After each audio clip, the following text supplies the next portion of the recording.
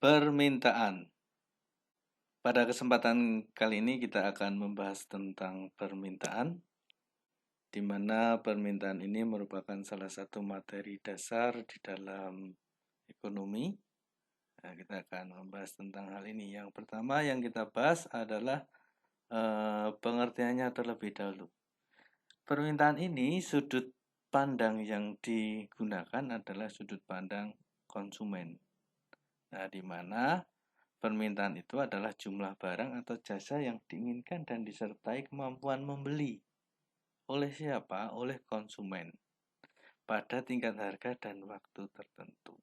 Jadi permintaan ini sudut pandangnya sekali lagi adalah konsumen. Kemudian faktor yang mempengaruhi permintaan barang yang ada di masyarakat atau yang dilakukan oleh konsumen itu ada beberapa faktor yang mempengaruhi. Yang pertama, harga barang itu sendiri. Ketika harga barang itu naik, konsumen itu enggan untuk membeli. Maka harga barang naik, jumlah yang diminta turun. Kemudian yang kedua adalah pendapatan masyarakat. Semakin tinggi pendapatan, maka semakin ingin membeli suatu barang atau jasa. Maka ketika pendapatan masyarakat meningkat, jumlah dari permintaan pasti meningkat. Kemudian yang selanjutnya adalah jumlah penduduk. Ketika jumlah penduduk bertambah, tentu saja otomatis permintaan akan suatu barang atau jasa juga meningkat. Yang selanjutnya adalah selera. Semakin orang menyukai barang itu, pasti permintaan akan barang itu meningkat. Selanjutnya, mode atau tren. Yang lain, faktor yang lain di luar ini juga masih ada, misalnya hari raya keagamaan dan sebagainya. Nah, kita akan membahas lagi tentang hukum permintaan. Hukum permintaan di sini ada dua hal atau dua bagian yang kita bahas, yaitu P dan Q, di mana P itu adalah harga dan Q nanti adalah jumlah. Di mana hukum permintaan itu berbunyi ketika harga naik, maka jumlah yang diminta turun. Pada saat faktor-faktor lain dianggap sama, istilahnya ceteris paribus. Kemudian ketika P turun, Q-nya juga naik. Jadi sebaliknya gitu ya. P turun, Q-nya naik. Di mana P itu tadi itu ada keterangannya. P adalah price, Q quantity atau jumlah ya. Kemudian kita akan lanjut tentang contoh kasus dan grafik di dalam permintaan. Misalnya di dalam sebuah pasar, keadaan tertentu atau keadaan A, harga jeruk itu 4.000, jumlah yang diminta 10. Harga 6.000 yang diminta 8. Harga 8.000 yang diminta 6. Dan seterusnya sampai pada kondisi E. Misalnya seperti ini. Ini kan kasus ini sesuai dengan hukum permintaan. Ketika harga naik, nih, P naik, jumlah turun. Grafiknya seperti apa? Grafiknya akan seperti ini, di mana ini adalah Q dan P. Nah, kita gambar dulu grafiknya. Angka-angkanya 2, 4, 6, 8, 10, 12. Kemudian harganya 2.000, 4.000, 6.000, 8.000. Boleh kalian skalanya 1.000 juga boleh gitu ya. Ini skalanya 2.000 untuk harga dan Q-nya skalanya 2. Titik yang pertama adalah 10 dan 4.000. Titik yang kedua adalah 8 dan 6.000. Titik ketiga adalah 6 dan 8.000, 4 dan 10.000, dan 2 dan 12.000. Maka ini ada titik-titik, kemudian kita gabungkan. Nah, ini adalah contoh kasus dan grafik dari permintaan. Kemudian permintaan itu, grafik tadi itu bisa bergeser ke kanan ataupun ke kiri, bertambah atau berkurang. Apa yang mempengaruhi bergesernya permintaan? Tadi di awal juga sudah beberapa kita sebut yang di luar harga barang itu sendiri. Misalnya adanya pendapatan yang meningkat, tadi sudah disebut selera, harga barang lain, ini tambahannya hari raya keagamaan, kemudian nanti jumlah penduduk, kenaikan jumlah penduduk ini yang menyebabkan pergeseran kurva permintaan. Bagaimana bergesernya kurva permintaan? Contohnya seperti ini. Misalnya ini harga naik. Harga naik, jumlah yang diminta 10 dan 8. Nah, sama kan? Tetapi di sini ada permintaan yang baru, 12 dan 10. Kenapa kok bisa ada permintaan baru? Karena asumsinya adalah misalnya pendapatan masyarakat naik. Maka jumlah yang diminta bertambah. Nah, kondisi C, G-lama 6 menjadi 8 dan seterusnya. Maka gambar kurvanya seperti ini. Kita menggambar seperti yang tadi. Kita bikin G-nya dulu, kemudian B-nya, kemudian permintaan yang lama, ini kan yang tadi. Kemudian ada permintaan yang baru.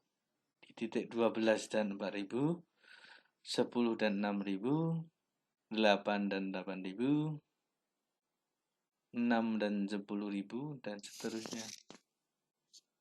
Nah, kemudian muncullah di aksen atau bergesernya kurva permintaan. Kemudian kalau penurunannya bagaimana? Nah, ini sama. Jumlah yang diminta turun. Dari 10 ke 9, dari 8 ke 7, dari 6 ke 5, dan seterusnya. Nah, maka grafiknya bagaimana menggambar grafiknya? Sama, kita menggambar grafik yang lama dulu. Kita tulis yang G dulu, kemudian P. Ya, ini permintaan yang lama. Nah, yang baru bagaimana? Yang pertama 9 dan 4.000, 7 dan 6.000, dan seterusnya.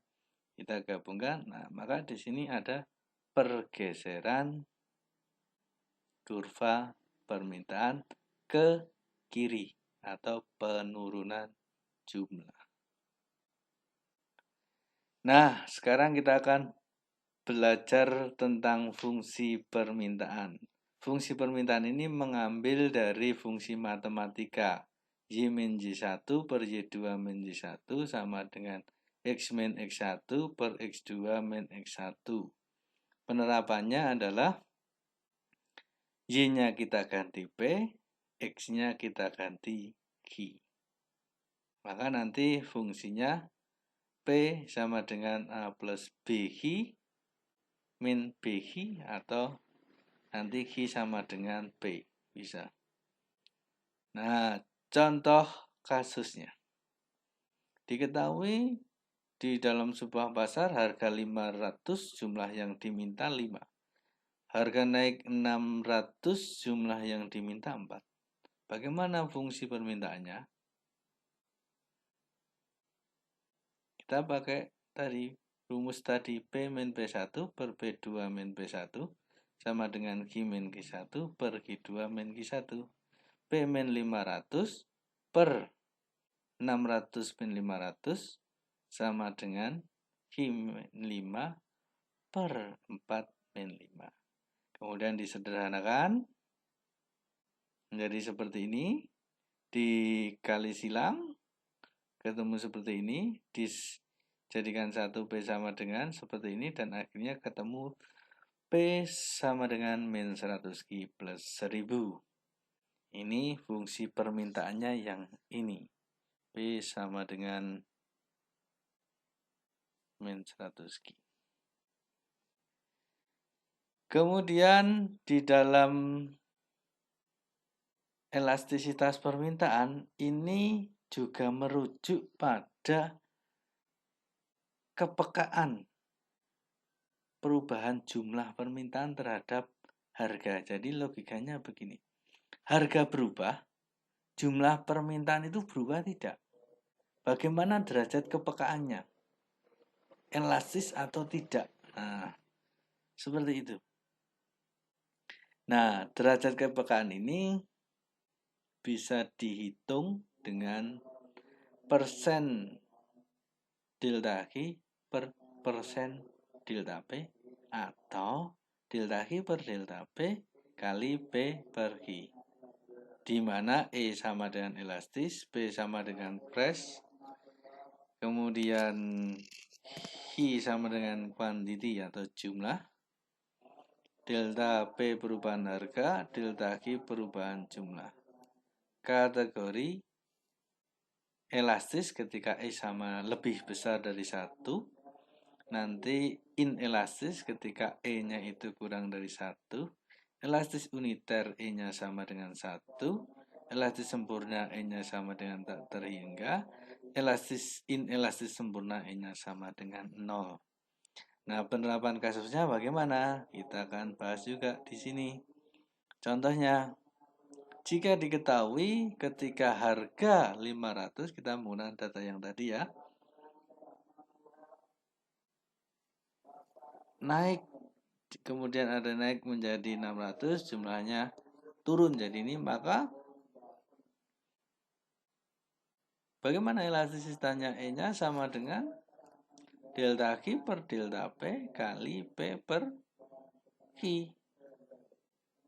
Delta Q-nya berapa? Delta Q berarti selisih antara Q, yaitu 1.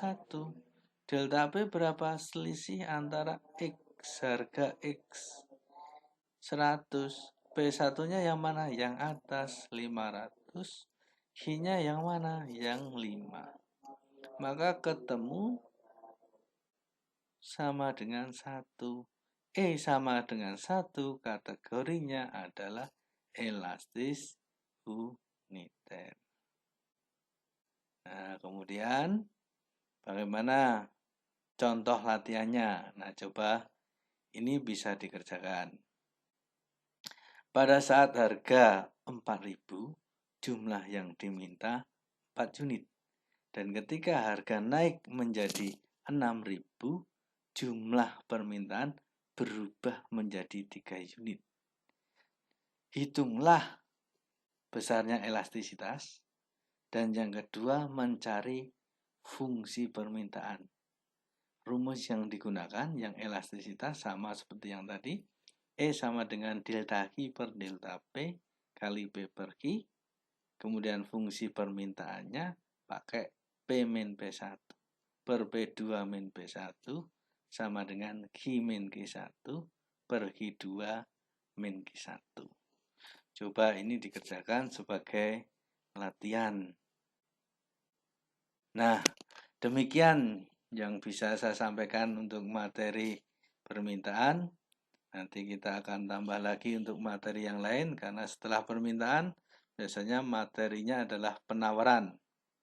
Setelah penawaran baru keseimbangan pasar. Sekian dan terima kasih.